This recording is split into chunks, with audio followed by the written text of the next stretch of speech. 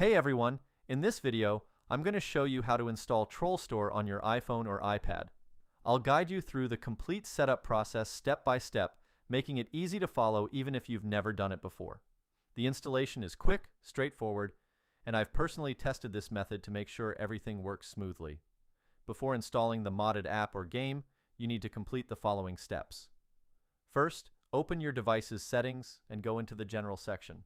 From there, look for Background App Refresh and tap on it. Make sure it's enabled and set to either Wi-Fi or Wi-Fi and mobile data, so the app can properly refresh and operate while running in the background. After confirming that, head back to the main settings menu and find Battery.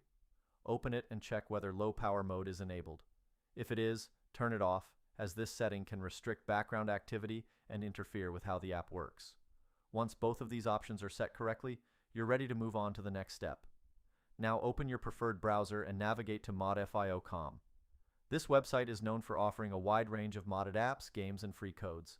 When the page loads, use the search function to look for TrollStore. Select it from the search results, and you'll be taken to a page with more information. Click the Download Modded Game button and wait. The download should only take a short amount of time. If this is your first time using the platform, you'll be asked to complete a quick verification step. You'll be redirected to a separate page where you need to install a few free apps from the App Store or Play Store.